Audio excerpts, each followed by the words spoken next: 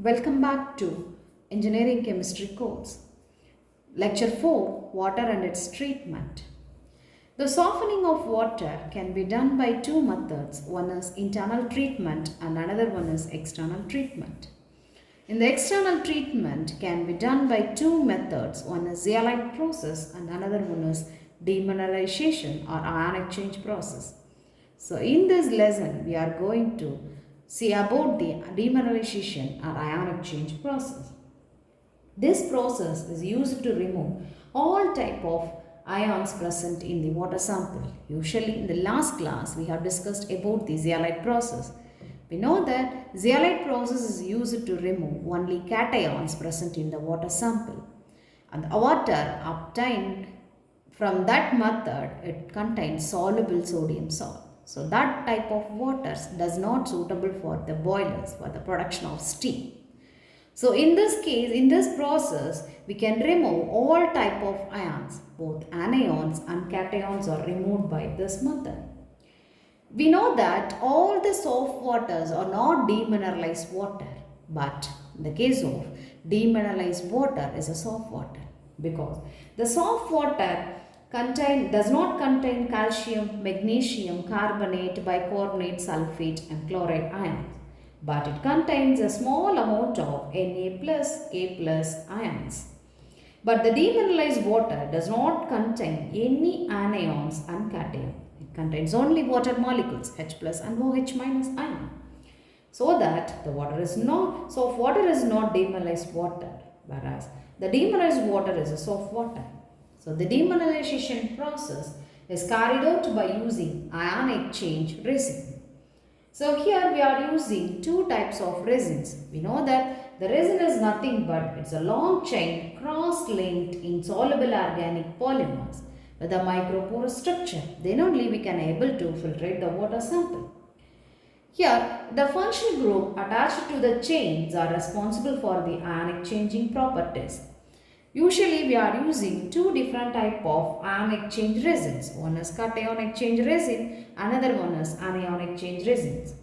The cation exchange resin is nothing but it is the resins having easily replaceable H plus ion is known as cation exchange resin. That is the acidic functional group, that is COOH and SO3H groups are responsible for exchanging its H plus ion with the Ca2 plus and Mg2 plus ion in water. So these ions are capable of exchanging H plus ion with other harness producing ion. It is usually represented as RH. The anion exchange resin is nothing but the resins having easily replaceable OH minus ion is known as anion exchange resin.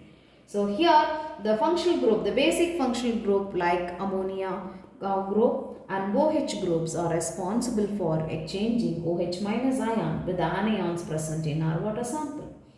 So the anion exchange resin is generally represented as ROH.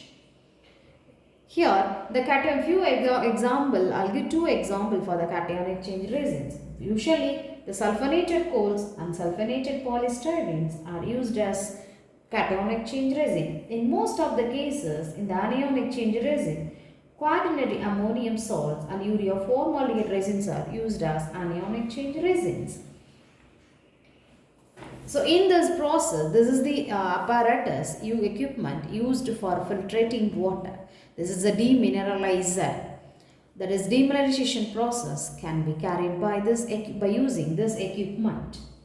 Usually, the hard water is first passed through the cation exchange column, which observe all the cations present in our water sample like calcium 2 plus, magnesium 2 plus, Na plus and K plus like present in our water sample.